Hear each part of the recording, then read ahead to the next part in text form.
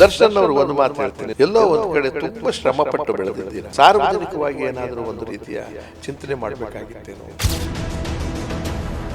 ಆದರೆ ಅಭಿಮಾನಿಗಳನ್ನ ದಾರಿ ತಪ್ಪಿಸ್ತಕ್ಕಂಥ ಕೆಲಸವೂ ನಡೀತಾ ಇದೆ ಇತ್ತೀಚೆಗೆ. ನೀವು ಯಾವುದೇ ದೊಡ್ಡ ಸೆಲೆಬ್ರಿಟಿ ಆಗಲಿ ಆಗದೇ ಇರಲಿ, ಸಾಮಾನ್ಯನೇ ಆಗಲಿ, ಯಾವುದೇ ಊರಲ್ಲಿರಲಿ, ಬದುಕಿರೋವರೆಗೂ ನಿಮ್ಮ ನಡವಳಿಕೆ ಬಹಳ ಮುಖ್ಯ. ಒಂದು ಕಡೆ ಶಿಕ್ಷೆ ಕೊಡೋದು ನಿಧಾನ ಆದ್ರೂ ಪರವಾಗಿಲ್ಲ, ಆದರೆ ಅನುಭವಿಸ್ತಾ ಇದ್ದಾರಲ್ಲ ನೋವನ್ನ, ಅವರಿಗೆ ಯಾವ ರೀತಿ ಪರಿಹಾರ ಕೊಡಬಹುದು? ಕನ್ನಡ ಚಿತ್ರರಂಗ, ರಾಜಕೀಯ ರಂಗ ಸೇರಿದಂತೆ ಸಾಕಷ್ಟು ಬೆಳವಣಿಗೆಗಳು ನಡೀತಿದೆ. ಎಲ್ಲ ಪ್ರಕರಣಗಳಲ್ಲೂ ಕೂಡ ದೊಡ್ಡ ದೊಡ್ಡ ಹೆಸರುಗಳೇ ಸೇರ್ಕೊಂಡಿದೆ. ಈ ಬಗ್ಗೆ ಎಲ್ಲರೂ ಕೂಡ ಅವರದ್ದೇ ಆದಂಥ ಅಭಿಪ್ರಾಯಗಳನ್ನು ತಿಳಿಸ್ತಿದ್ದಾರೆ. ಈ ಬಗ್ಗೆ ಮಾತಾಡೋದಕ್ಕೆ ಇವತ್ತು ನಮ್ಮ ಜೊತೆ ಹಿರಿಯ ನಟರಾದ ಮುಖ್ಯಮಂತ್ರಿ ಚಂದ್ರು ಸರ್ ಇದ್ದಾರೆ. ಅವ್ರನ್ನ ಮಾತಾಡಿಸ್ತೀನಿ. ಸರ್ ನಮಸ್ತೆ. ನಮಸ್ಕಾರ. ಸರ್, ನೀವು ಕೂಡ ಮಾಧ್ಯಮಗಳಲ್ಲಿ ಗಮನಿಸ್ತಾ ಇರ್ತೀರಾ, ಎಲ್ಲ ಪ್ರಕರಣಗಳು, ವಿಚಾರಗಳು ನಿಮ್ಮ ಗಮನಕ್ಕೂ ಇರುತ್ತೆ. ಎಲ್ಲೋ ಒಂದ್ ಕಡೆ ಪೆನ್ ಡ್ರೈವ್ ಕೇಸ್, ಇನ್ನೆಲ್ಲೋ ಡಿವೋರ್ಸ್, ಕೊಲೆ ಪ್ರಕರಣ, ಈ ಥರದ್ದೇ ಸುದ್ದಿಗಳು ಬರ್ತಿರೋವಂಥದ್ದು.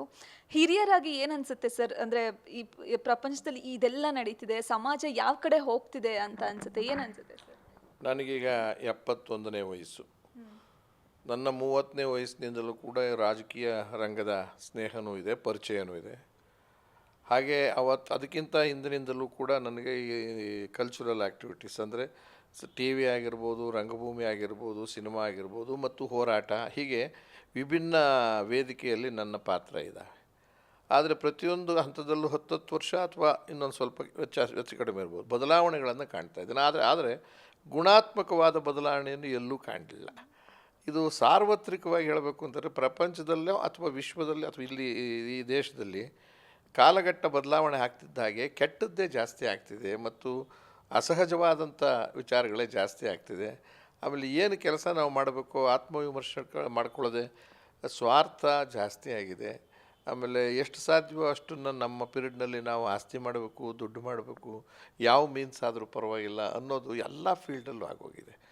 ಆಮೇಲೆ ಎಲ್ಲೋ ಒಂದು ಕಡೆ ಈಗ ಇದು ಪ್ರಜಾಪ್ರಭುತ್ವದ ಹೆಸರಿನಲ್ಲಿ ಭಾರತ ದೇಶ ಇದ್ದರೂ ಕೂಡ ಪ್ರಜಾಪ್ರಭುತ್ವಕ್ಕೆ ಅರ್ಥವೇ ಇಲ್ಲ. ಒಂದು ತಾಂತ್ರಿಕವಾಗಿ 50ಕ್ಕಿಂತ ಹೆಚ್ಚು ಭಾಗ ಅಭಿಪ್ರಾಯ ಯಾರು ಪಡ್ತಾರೋ ಅವ್ರ ಕಡೆ ಯಾವುದೇ ಒಂದು ವ್ಯವಸ್ಥೆ ತಿರುಗಬೇಕು ಅಂತ. ನಮ್ಮಲ್ಲಿ ಅದೇನಿಲ್ಲ, 15% ಗೆದ್ದು 30% ಓಟ್ ಹಾಕಿದರೆ ಇನ್ನು ಮಿಕ್ಕಿನಾದವ್ರು ಓಟ್ ಹಾಕದೇ ಇದ್ದರು ಅವರು ಪ್ರತಿನಿಧಿಗಳಾಗ್ತಕ್ಕಂಥ ಒಂದು ಪದ್ಧತಿ ಬಂದಿದೆ. ಅದು ಚರ್ಚೆ ಮಾಡ್ತಕ್ಕಂಥ ವಿಚಾರ. ನೀವು ಹೇಳಿದಾಗೆ ಎಲ್ಲಿ ಜನಪ್ರಿಯ ಆಗ್ತಕ್ಕಂಥ ಘಟನೆ ಇದು ವೇದಿಕೆಗಳಿದ್ದಾವೆ, ಅದು ಆಟಗಾರರಿರ್ಬೋದು, ರಾಜಕಾರಣಿಗಳಿರ್ಬೋದು, ಸಿನಿಮಾ ನಟರು ಅಥವಾ ನಮ್ಮ ಕಲ್ಚರಲ್ ಸಂಗೀತಗಾರರು, ನೃತ್ಯ ಇಂಥದ್ದಲ್ಲಿ ಇಲ್ಲಿ ಭಾಳ ಜವಾಬ್ದಾರಿಯುತವಾಗಿ ಒರೆಸಬೇಕಾದ ನಾವು ಆಗಬಾರ್ದು, ದೊಡ್ಡ ಮನುಷ್ಯರಾಗಬಾರ್ದು, ಸೆಲೆಬ್ರಿಟಿ ಆಗಬಾರ್ದು. ಇಷ್ಟ ಅದಾದಮೇಲೆ ನೀವು ನಿಮಗೋಸ್ಕರ ಬದುಕಬೇಕಾಗಿಲ್ಲ, ನಿಮ್ಮ ಕುಟುಂಬಕ್ಕೋಸ್ಕರನೇ ಬದುಕಬೇಕಾಗಿಲ್ಲ, ನೀವು ಸಮಾಜಕ್ಕೋಸ್ಕರ ಬದುಕಬೇಕು. ಅಂದರೆ ನೀವು ಎಲ್ಲೋ ಒಂದು ಕಡೆ ಮಾರ್ಗದರ್ಶಕರಾಗಬೇಕು, ಆಮೇಲೆ ಮಾದರಿಗಳಾಗಬೇಕು, ಆದರ್ಶ ವ್ಯಕ್ತಿಗಳಾಗಬೇಕು. ಅದು ಹೋಗ್ಬಿಟ್ಟಿದೆ.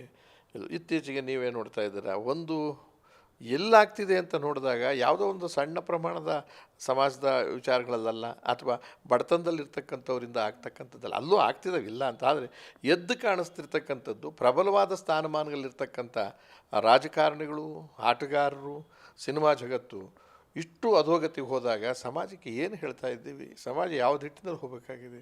ಹಾಗಾದರೆ ಎಲ್ಲೋ ಒಂದು ಕಡೆ ಆಡಳಿತ ಮಾಡ್ತಕ್ಕಂಥ ಕೇಂದ್ರ ಸರ್ಕಾರ, ರಾಜ್ಯ ಸರ್ಕಾರ ಇನ್ನೂ ಹೆಚ್ಚಿನ ರೀತಿಯಲ್ಲಿ ಕಠಿಣವಾದ ನಿರ್ಧಾರಗಳನ್ನು ತಗೊಳ್ಳದೆ ಹೋದರೆ ಇದು ಮುಂದಿನ ಅರಾಜಕತೆಗೆ ಹೋಗ್ತೀವಿ.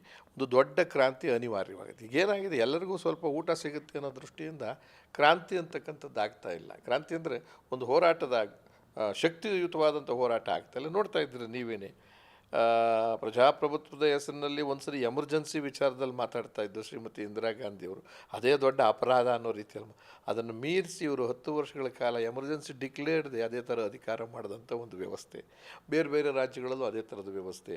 ಆಮೇಲೆ ಯಾವುದೋ ಒಂದು ಬಂಗ್ಲೆ ಅವನು ಕಟ್ಟಿಸ್ತಾ ಅಂತ ಅವನು ಉಳಿಸೋದು, ಇವನು ಸಿ ಎಮ್ ಆದಾಗ ಅವನು ನೇರವಾಗಿ ಹೇಳಬೇಕು ಅಂದರೆ ಇವತ್ತಿನ ಇಲ್ಲಿ ರಾಜಕಾರಣದಲ್ಲಿ ಆಗಿರ್ತಕ್ಕಂಥ ಹೊಲಸು ಸಿನಿಮಾ ಜಗದಲ್ಲಿ ಆಗಿರ್ತಕ್ಕಂಥದ್ದು ತಲೆ ತಗ್ಸಕ್ಕಂಥ ವಿಚಾರ ಆಗಿದೆ. ಇದನ್ನು ನಾವು ಯಾರೂ ಒಪ್ಪುವಂಥದ್ದಲ್ಲ, ಯಾರು ಪರವಾಗೂ ಇಲ್ಲ. ಕಾನೂನು ಇನ್ನೂ ಬಿಗಿಯಾಗಬೇಕು, ಕಾನೂನಿಗೆ ಸ್ವಾಯತ್ತತೆ ಬೇಕು. ಆಮೇಲೆ ಎಲ್ಲೋ ಒಂದು ಕಡೆ ತಪ್ಪಾದರೂ ಚಿಂತಿಲ್ಲ, ನಮಗೆ ಕಠಿಣ ಹೃದಯ ಅಂತ ತಿಳ್ಕೊಂಡ್ರೂ ಚಿಂತಿಲ್ಲ, ಅವರಿಗೆ ದೀರ್ಘಕಾಲದ ಶಿಕ್ಷೆಗಳು ಆಗಬೇಕಾಗಿದೆ ಅಂತ ನನ್ನ ವಾದ. ಸರ್, ಚಿತ್ರ ನಟ ನಟಿ ಅಂದ ತಕ್ಷಣ ಅವ್ರಿಗೊಂದು ಅಭಿಮಾನಿ ಬಳಗ ಇರುತ್ತೆ, ಅವ್ರನ್ನ ಫಾಲೋ ಮಾಡೋರು ಇರ್ತಾರೆ, ಎಷ್ಟೋ ಜನ ಅವ್ರನ್ನ ಆರಾಧಿಸೋರು ಇರ್ತಾರೆ. ನೀವು ಅಣ್ಣಾವ್ರ ಕಾಲದಿಂದ ಇವತ್ತಿನ ನಟ ನಟಿಯರನ್ನು ನೋಡ್ಕೊಂಡು ಬಂದಿರೋರು, ಅವ್ರ ಜೊತೆಗೆ ಕೆಲಸ ಕೂಡ ಮಾಡ್ತಿರೋ ಅಂಥವ್ರು. ನೀವು ಕಂಡ ಹಾಗೆ ಈ ಸೆಲೆಬ್ರಿಟಿ, ಈ ಜನಪ್ರಿಯತೆಯನ್ನ ಹೇಗೆ ಕಾಪಾಡ್ಕೊಳ್ಳೋದು ಸರ್? ಬಹಳ ಸುಲಭ ಇದೆ.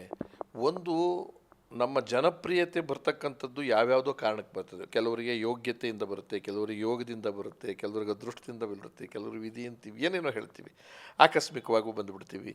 ಮತ್ತು ಯಾವುದೋ ನಿರ್ದೇಶಕರು ಮಾಡಿದ ಶ್ರಮದಿಂದ ನಾವು ಪಾಪ್ಯುಲರ್ ಆಗ್ತೀವಿ, ನಾವು ಮಾಡಿದ ಪಾತ್ರಕ್ಕೆ ಏನೋ ಜೀವ ಬಂದುಬಿಡುತ್ತೆ, ಒಪ್ಕೊಂತ ಅಭಿಮಾನಿಗಳು. ಆದರೆ ಅಭಿಮಾನಿಗಳನ್ನು ದಾರಿ ತಪ್ಪಿಸ್ತಕ್ಕಂಥ ಕೆಲಸವೂ ನಡೀತಾ ಇದೆ ಇತ್ತೀಚೆಗೆ. ಅದು ಬಹಳ ದುರಂತ, ಅದಾಗಬಾರ್ದು.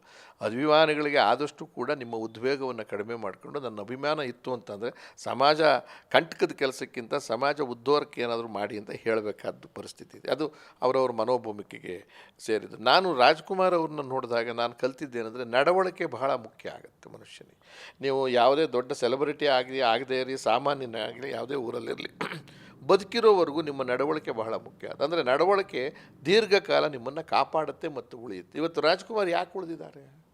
ಕೇವಲ ಪಾತ್ರ ಮಾಡಿದ್ದಾರೆ ಅಂತಲ್ಲ, ಅದ್ಭುತವಾದ ನಟ, ಅದ್ಭುತವಾದ ಇದು ಹಾಡುಗಾರಿಕೆ ಎಲ್ಲ ಇರ್ತಕ್ಕಂಥದ್ದು ಮತ್ತು ಮಾನವತಾವಾದಿವಿ. ಆದರೆ ಎಲ್ಲೋ ಒಂದು ಕಡೆ ನಾನು ಬೆಳೆದ ಮೇಲೆ ನನ್ನ ಚಟಾಚಪರಗಳನ್ನು ಬದಿಗೊತ್ತಿ ನನ್ನ ಕುಟುಂಬವನ್ನು ಸ್ವಲ್ಪ ದೂರ ಇಟ್ಟು ನಾನು ಸಮಾಜಕ್ಕೋಸ್ಕರ ಬದುಕಬೇಕಾಗಿದೆ. ಹಾಗಾಗಿ ಈಗ ಯಾವುದೋ ಒಂದು ಕೆಟ್ಟದ್ದು ಅಂತ ಖಂಡಿತ ಮನಸ್ಸಲ್ಲಿ ನನಗಿದ್ದರೂ ಕೂಡ ಅದು ಸಾರ್ವಜನಿಕವಾಗಿ ಆಗಬಾರ್ದು, ನನ್ನ ಸಿನಿಮಾಗಳಲ್ಲೂ ಆಗಬಾರ್ದು ಅಂತ ಬದುಕ್ತಂಥ ವ್ಯಕ್ತಿ. ಸಿಗರೇಟ್ ಸೇದಿದ್ರೂ ಕೂಡ ಅಭಿಮಾನಿಗಳಿಗೆ ಸಿಟ್ಟು ಬರುತ್ತೆ, ಆಮೇಲೆ ಆಲ್ಕೋಹಾಲ್ ತೊಗೊಂಡ್ರೆ ಸಿಟ್ಟು ಬರುತ್ತೆ, ಆಮೇಲೆ ಮಾನಭಂಗದಂಥ ವಿಚಾರಕ್ಕೆ ಹೋದ ತಕ್ಷಣ ಹೆಣ್ಮಕ್ಳ ಬಗ್ಗೆ ಅಪಾರವಾದ ಗೌರವ ಇರೋ ಜನ ಇವೆಲ್ಲವನ್ನೂ ಧಿಕ್ಕರಿಸಿ ಸಿನಿಮಾದಲ್ಲೂ ಸೆಲೆಕ್ಟ್ ಮಾಡ್ಕೋತಿದ್ರು. ಹಾಗಾದಾಗ ನಮಗೆ ನಿಮ್ಮ 50 ಭಾಗ ನಡವಳಿಕೆ, ಇನ್ನು 50 ಭಾಗ ನಿಮ್ಮ ಶ್ರಮ ಹಾಕಿ ನಿಮ್ಮ ಜೀವನ ಉಳಿಸ್ಕೊಂಡು ಹೋಗ್ಬೋದು. ಒಂದು ತಾಳ್ಮೆ, ಸಂಯಮ, ಸಜ್ಜನಿಕೆ, ಗೌರವ, ಅದೆಲ್ಲಕ್ಕಿಂತ ಹೆಚ್ಚು ನಿಗರ್ವಿ ಆಗಬೇಕಾಗತ್ತೆ. ನಾನು ಅನ್ನುವ ಅಹಂ ಬೇಕಾಗಿಲ್ಲ. ಯಾರು ಯಾವತ್ತು ಬೇಕಾದ್ರೂ ದೊಡ್ಡ ಮನುಷ್ಯರಾಗ್ತಾರೆ, ಬಿಡ್ತಾರೆ, ಕೊನೆಗೆ ಭೂಮಿ ಒಂದೇ ಉಳಿಯೋದು. ಆ ಭೂಮಿ ಮೇಲೆ ನಡೀತಕ್ಕಂಥ ಅಭ್ಯಾಸವನ್ನು ಮಾಡ್ಕೋಬೇಕು ಮತ್ತು ಸರಳ ಜೀವನಕ್ಕೆ ಒಗ್ಗಬೇಕು. ಈಗ ನನ್ನನ್ನು ನಾನು ರಾಜ್ಕುಮಾರ್ ಹೆಂಗೆ ಗುರ್ಸ್ಕೊಂಡ್ರು ಅಂತಂದರೆ, ಅವರೇನು ಸೂಟು ಬಿಟ್ಟು ಹಾಕ್ಕೊಂಡು ಕೈಗಾರೆಲ್ಲ 10 ಉಂಗುರ ಹಾಕ್ಕೊಂಡು ದೊಡ್ಡ ದೊಡ್ಡ ಕಾರ್ಗಳು ಇಟ್ಕೊಂಡು ಹೊಡೆದ್ರೆ ಅವ್ರ ಜೀವನ ಪೂರ್ತಿ ನೋಡಿದ್ದೀವಿ ನಾವು. ಒಂದು ಬಿಳಿಯ ಪಂಚೆ, ಬಿಳಿಯ ಶರ್ಟ್ ಅಂದಾಗ ಒಬ್ಬ ವ್ಯಕ್ತಿ ಬೆಳೆದಾದ ಮೇಲೆ ವ್ಯಕ್ತಿಯ ಗುಣದ ಮೇಲೆ ಎಳಿತಾರೆ ಹೊರತು ಅವನು ಬಟ್ಟೆ ಬರೀ ಏನು ಹೇಳೋದು. ಅವ್ರು ಯಾವ ಥರದಲ್ಲಿ ಡ್ರೆಸ್ಸಲ್ಲಿ ಹೋದರೂ ಕೂಡ ಅವ್ರನ್ನ ಇಷ್ಟಪಡ್ತಿದ್ರು, ವಿಗ್ಗು ಹಾಕೊಳ್ಳದೆ ಹೋಗ್ತಾಯಿದ್ರು. ನಾನು ಅವನಿಗಿಂತ ಜಾಸ್ತಿ, ನಾನು ಇವನಿಗಿಂತ ಜಾಸ್ತಿ ಅಂತ ಒಂದು ದೃಷ್ಟಿ, ದುರಹಂಕಾರ, ಅಹಂಕಾರವನ್ನು ನಾನು ಅನ್ನೋದು ಬಿಡಬೇಕು. ನಾನಲ್ಲ. ಇವತ್ತು ನಾವು ಸಮಾಜಕ್ಕೋಸ್ಕರ ಬದುಕಿದ್ದೀವಿ. ಇಲ್ಲದೆ ಹೋದರೆ ದೂರ ಹೋಗಿಬಿಡಿ, ಬಿಟ್ಬಿಡೋಣ, ಬೇಡವೇ ಬೇಡ ಆ ಥರದ ಕೆಲಸ. ನನಗೆ ಎಷ್ಟೋ ಸರಿ ಅನ್ನಿಸ್ತಾ ಇದೆ, ಈಗ ಹೋಗ್ತೀನಲ್ಲ, ನಾನು ಒಬ್ಬ ಇದು ಪೋಷಕ ನಟನಾಗಿ, ರಾಜಕಾರಣಿಯಾಗಿ ಜನಕ್ಕೆ ಪರಿಚಯ ಇದ್ದೀನಿ, ಎಲ್ಲ ಕಡೆ ಹೋಗ್ತೀನಿ. ಆದರೆ ನಾನು ಯಾರ ಮನೆಗಾನ ಹೋಗಲಿ, ಎಲ್ಲಿಗಾನ ಹೋಗಲಿ, ಆಚೆಗೆ ಬರಬೇಕಾದ್ರೆ ಅವರು 4 ಜನಕ್ಕೆ ಹೇಳೋ ಥರ ಇರಬೇಕು. ಚಂದ್ರು ಅವ್ರು ಬಂದಿದ್ದರು, ನಮ್ಮನ್ನೆಲ್ಲ ಮಾತಾಡಿಸಿದ್ರು, ನಮ್ಮ ಮನೇಲಿ ಊಟ ಮಾಡಿದ್ರು, ನಮ್ಮ ಮನೇಲಿ ತಿಂಡಿ ತಿಂದರು, ನಮ್ಮ ಮಕ್ಕಳನ್ನೆಲ್ಲ ಗುರ್ಸಿದ್ರು, ಏಕವಚನ ಒಂದು ಕಡೆನೂ ಉಪಯೋಗಿಸ್ಲಿಲ್ಲ. ಅಂಥ ವ್ಯಕ್ತಿತ್ವ ಇತ್ತು ಅನ್ನೋದು ನನ್ನ ಇಲ್ಲದೇ ನನ್ನ ಆಬ್ಸೆನ್ಸಲ್ಲಿ ನಾನು ಬೆಳೀತಾ ಹೋಗ್ತೀನಿ. ಇದು ನಾನು ಹೇಳ್ಕೊಡೋದು ಎಲ್ರಿಗೂ ಕೂಡ ಅಷ್ಟೇ. ಗ್ಯಾರಂಟಿ ನ್ಯೂಸ್, ಸುದ್ದಿ ಖಚಿತ, ನ್ಯಾಯ ನಿಶ್ಚಿತ.